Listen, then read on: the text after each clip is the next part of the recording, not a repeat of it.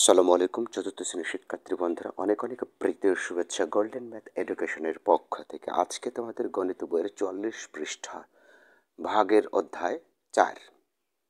এখান থেকে যেহেতু ভাগ করতে হবে, সাধারণত ভাগ পড়ে, কিন্তু এখান থেকে যে সমস্যাটা সম্মুখীন তোমরা হও সেটা হচ্ছে ভাজ্য, ভাজক, ভাগফল, ভাগশেষ, এগুলোর সূত্র এবং এগুলো কাকে বলে।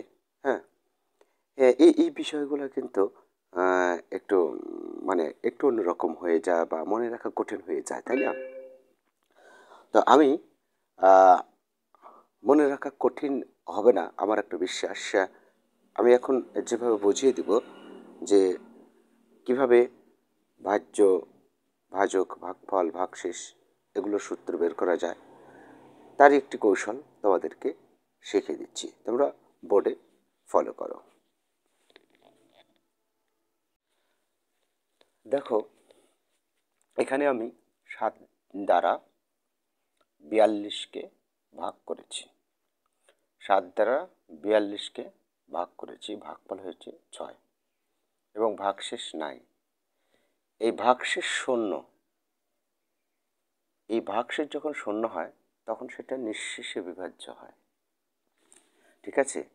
যখন ভাগশেষ শূন্য তখন মনে করবে সেটা নিঃশেষে বিভাজ্য। নিঃশেষ, শেষ, নিঃশ্বাস যার শেষ সে তো মরে যায়, তাই না? যে প্রাণী নিঃশ্বাস শেষ সে তো মরেই যায়। মানে এখানেও তাই, ভাগ করার পর মানে ভাগশেষ আর কিছুই থাকবে না। হ্যাঁ, ঠিক আছে? এইভাবেই ফানি গল্প হিসাবে বুঝে নাও যে নিঃশেষে বিভাজ্য কি আর নিঃশেষে বিভাজ্য না হলে এইটা কি। এটা হচ্ছে নিঃশেষে বিভাজ্য হলে, আর নিঃশেষে বিভাজ্য না হলে সেটা মনে করো এখানে 43 আছে সাপোজ, এখানে তাহলে 6 7 42, তাহলে ভাগশেষ 1 থেকে গেল। তার মানে ভাগশেষ শূন্য বাদ দিয়ে আরও সার্থক অঙ্ক থাকবে, যে কোনোটা। শূন্য বাদ দিয়ে যে কোনো সংখ্যা থাকলে সেটা নিঃশেষে বিভাজ্য না, তার মানে সে এখনো মরেনি, তাই না? এইভাবে মনে রাখবে। তো যাই হোক, আমি নিঃশেষে বিভাজ্যের ক্ষেত্রে সূত্র মনে রাখার কৌশল আমি শিখাবো, আর সংজ্ঞাগুলো মুখে মুখে বলে দিলেই হবে। হ্যাঁ, তার একটি সহজ উপায়, সেটা হচ্ছে কি, কত দিয়ে কত দ্বারা ভাগ করছো, কত দ্বারা, দ্বারা, এই দ্বারা শব্দটা মনে রাখবে, দ্বারা, এই যে কত দ্বারা, উত্তর তুমি বলবে 7 দ্বারা। কোন সংখ্যার দ্বারা? 7 দ্বারা। তাই সংজ্ঞাটা হবে যে সংখ্যা দ্বারা ভাগ করা হয় তাকে ভাজক বলে। আর কোন সংখ্যা কে ভাগ করছো, কইকারে কে, ক একারে কে, কোন সংখ্যা কে ভাগ করছো? 42কে। তাহলে যে সংখ্যা কে ভাগ করা হয় তাকে ভাজ্য বলে।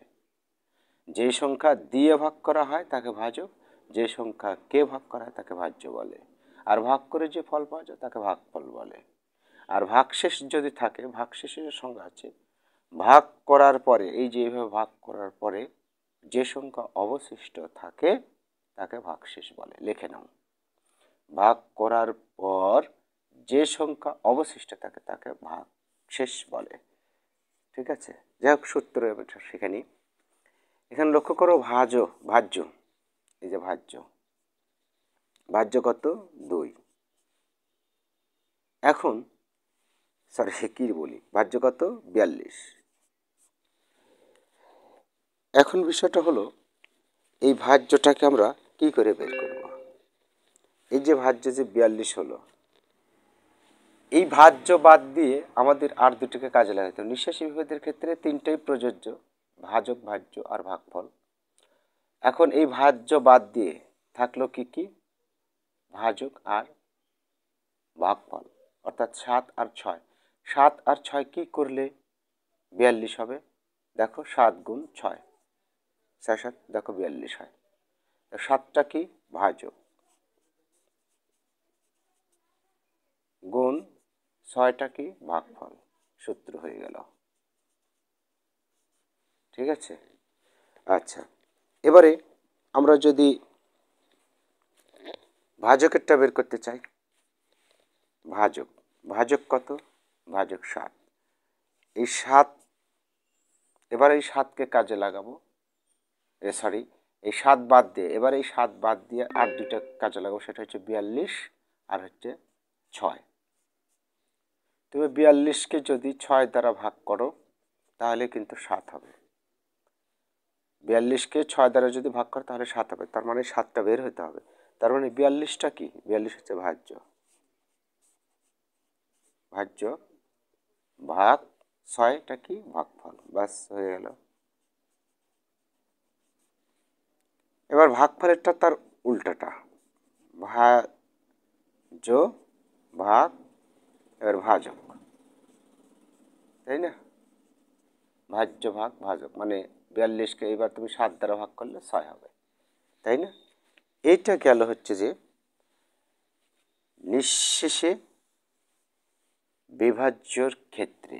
এবার নিঃশেষে বিভাজ্য যদি না হয়, অর্থাৎ ভাগশেষ যদি থেকে যায়, তাহলে তার সূত্র কীভাবে লিখবো আমরা, তাই না? নিঃশেষে বিভাজ্য না হলে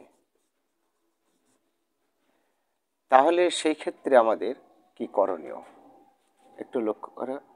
আমি মনে করো এটাই দিলাম, অল্প করে বুঝিয়ে দিচ্ছি স্বল্প ভাষায়। 3 দুগুণ 6, এই যে। তাহলে এটা কি? ভাজক। এই পাশে লিখি আমি, এটা হচ্ছে ভাজক, ভাজ্য, এটা ভাগফল, এটা ভাগশেষ, ভাগশেষ।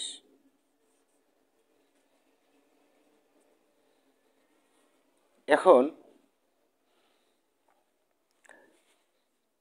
একটু লক্ষ্য করো, আমি ভাজ্য, ভাজ্য সূত্র কত? ভাজ্য এখানে কত? 7 নিয়ে নিলাম, 7। এই ভাজ্য 7 আমি বের করব 2, 3 আর 1টাকে কাজে লাগিয়ে, কিন্তু 7 নিতে পারবো না কিন্তু, কারণ 7টাই বের করব। নিঃশেষে বিভাজ্য না হলে এক্ষেত্রে 4টা বিষয় আমাদের অল্টারনেট করে কাজে লাগাতে হবে। এই 4টে বিষয়কে কেন্দ্র করে সব সূত্র বের করতে পারবো, কিন্তু ভাগশেষেরও পারবো, ভাগশেষও হবে। দাঁড়াও একটু, ভাজ্য ভাজক, ভাজ্য ভাজক ভাগফল ভাগশেষ, এই 4টার মধ্যে যে কোনো একটা সূত্র বের করছি আমি, সেটা কি? ভাজ্য। এখন ভাজ্য বাদ দিয়ে, অর্থাৎ এই 7 বাদ দিয়ে আর কি কি আছে? 2 গুণ 3 আর 1। দেখো 2 গুণ 3 যোগ 1, এটা দাও। 2টা কি? ভাজক, 3টা কি? ভাগফল, যোগ 1 কি? ভাগশেষ। দেখো মিলে যাবে এবার, অর্থাৎ 2 গুণ 3, 3 দুগুণ 6 আর 1 7, মিলে গেল। এবার ভাজকের সূত্র বের করি আমরা। ভাজক কত? ভাজক 2। এবার এই 2 বাদ দিয়ে 7, 3 আর 1কে কাজে লাগাবো। 7, 3 আর 1কে কাজে লাগাবো। তো 7 থেকে 1 বিয়োগ করো, বিয়োগ করার পরে তুমি এই 3 দ্বারা ভাগ করো। 7 থেকে 1 বিয়োগ করলে 6, 6কে 3 দ্বারা ভাগ করলে 2, 2 বের হলো। তাহলে 7টা কি? ভাজ্য, বিয়োগ 1 কি? ভাগশেষ। এবার ব্র্যাকেট, ভাগ চিহ্ন 3 মানে ভাগফল। খুব সহজ, টেকনিকে আমরা বের করব কিন্তু। ওকে, এবার ভাগফল, ভাগফল কত? ভাগফল 3। এবারও ঠিক অনুরূপভাবে বাজাবো বিন। কিভাবে? ওই একই সূত্র, এটার মতোই, ভাজ্য বিয়োগ ভাগশেষ ভাগ, এবার আসো ভাজক, একই, ঠিক আছে? এটা বিয়োগ এটা, ভাগ ভাজক, একই বিষয়। এবার অনেকের প্রশ্ন থাকে ভাগশেষের সূত্র। ভাগশেষের সূত্র, এই ভাগশেষের সূত্রের বেলায় হয়তো বা মনে করছো যে ভাগশেষ সূত্র নেই, কিন্তু বানানো যাবে। কি করে? বের করতে হবে কত? 1। তো এককে বাদ দাও, বাদ দিয়ে এটাকে কাজে লাগাও, এটাকে কাজে লাগাও, আর এটাকে কাজে লাগাও। দেখো অবশ্যই কাজে লাগানো যাবে। এই যে 7 বিয়োগ, এবার 2 গুণ 3 দাও, দেখো 1 বের হবে।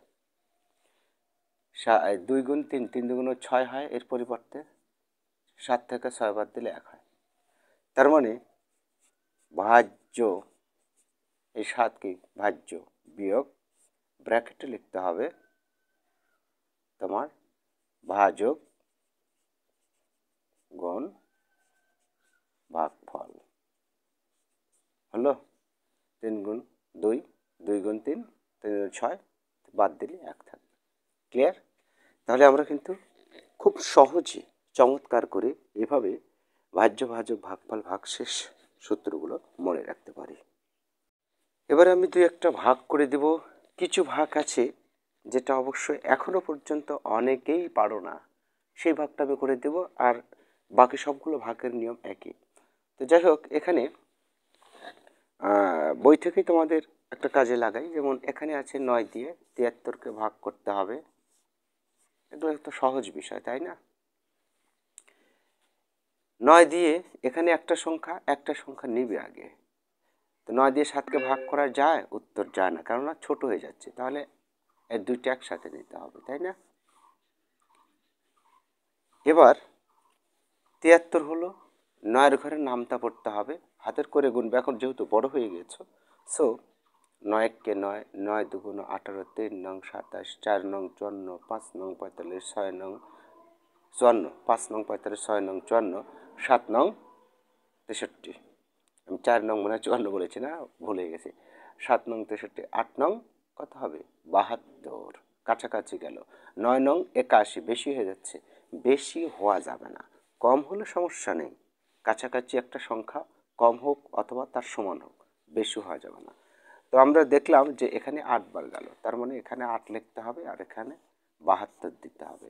8 নং গুণ করে কত হলো? গুণের নামটা পড়তে হবে। এই 8 এবং 9 গুণ করে কত হলো? 8 নং 72 হলো। এবার এটা বিয়োগ করে দেখো 1, অর্থাৎ অতএব এই যে এখানে লিখবে যে ভাগফল 8 ভাগশেষ 1। এবার আমি একটা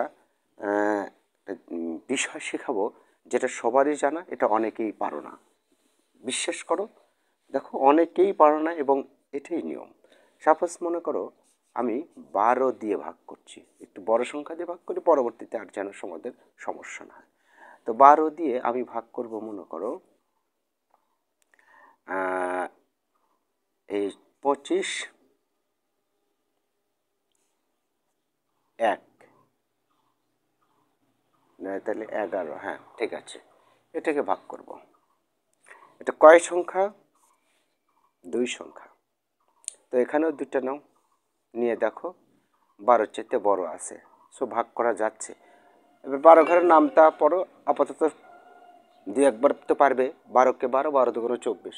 যারা নামতে পারো না তারা কি করবে? এই 12 এই পাশে লেখে, হ্যাঁ, এই 12 এই পাশে লেখার পরে মনে মনে ভাগ গুণ দিবে, 2 দ্বারা, 3 দ্বারা, হ্যাঁ 4 দ্বারা, এভাবে গুণ দিবে। 4 দুগুণ 8, 4 একে 4, 48, বেশি হয়ে যাচ্ছে, এখানে আছে 25। তাহলে 2 দ্বারা দাও, 2 দুগুণ 4, 2 একে 2, 24 হচ্ছে। তার মানে 25-এর কাছাকাছি, তার মানে 2 বার যাচ্ছে, এখানে 24 হচ্ছে। কি করতে হবে? এটা বিয়োগ করতে হবে। আচ্ছা, বিয়োগ করার পরে 1 ঘর কেটে নিয়ে আসতে হয়, যদি এদিকে থাকে 1 ঘর কেটে নিয়ে আসলাম। এখন দেখো এই 1 ঘর কেটে নিয়ে আসার পরেও এটার চেয়ে ছোট হয়ে যাচ্ছে না? ছোট হয়ে যাচ্ছে, তাই না? তাহলে কি পর্যন্ত রাখিয়ে দেবো? হবে না, এখানে একটা শূন্য দিতে হবে। অর্থাৎ এই ভাজ্য থেকে 1 ঘর কেটে নিয়ে আসার পরেও যদি তা ভাগ করা না যায়, তবে এখানে একটা শূন্য দিতে হবে। কিন্তু এমনি এমনি বিয়োগ করে পেলাম, মনে করে যে এটা আছে তোমার 24 আছে, 24 একে 24, ঠিক আছে। আর সরি, এটা এইভাবে দিলাম, এটা আছে, তখন কিন্তু আর শূন্য হবে না, এটা মনে রাখবে। 12 দুগুণ 24, বিয়োগ করে থাকলে 1, এখানে কিন্তু তখন আর শূন্য হবে না। এখান থেকে কোনো অঙ্ক কেটে নিয়ে আসার পরেও যদি ভাগ না যায়, তখন কিন্তু এখানে একটা শূন্য দিতে হবে। ভাজ্য থেকে কোনো সংখ্যা কেটে নিয়ে আসলে, বিয়োগ করে পেলে না, কেটে নিয়ে আসতে হবে, কেটে নিয়ে আসে সংখ্যা, তাহলে এখানে একটি শূন্য দিতে হবে। পরবর্তীতে শূন্য দ্বারা ভাগ না করলেও তোমার সমস্যা নেই। অনেকে এখানে শূন্য দেয়, এখানে শূন্য দেয়, আবার এভাবে দেয়, নো প্রবলেম, এখানে কোনো প্রয়োজনই নেই, এভাবে আর দেওয়ার কোনো প্রয়োজন নেই। আর একটা ক্লিয়ার দিস, ছোট সংখ্যা দিয়ে, মনে করো 7 দিয়ে দিচ্ছ তুমি, মনে করো 42, এখানে আছে 3, দেখো 6 7 42, বিয়োগ করা যায় না, 3 কেটে আসলো। এখন এখান থেকে 3 কেটে আসার পরে এটা ছোট হয়ে যাচ্ছে না, তাহলে এখানে একটা শূন্য দিতে হবে। মানে কেটে নিয়ে আসার পরে ছোট হয়ে গেলে শূন্য দিতে হয়। তাহলে অতএব ভাগফল এত, ভাগশেষ 3। ওকে, তাহলে ভাগের এই বিষয়গুলো তোমরা অবশ্যই জানো আমার বিশ্বাস। তো প্রিয় শিক্ষার্থী বন্ধুরা, তাহলে আগামী দিনে ইনশাল্লাহ পরবর্তী পেজ থেকে শুরু করব। ভালো থেকো, তোমাদের দীর্ঘ জীবন কামনা করে এখানেই শেষ করছি। আল্লাহ হাফেজ।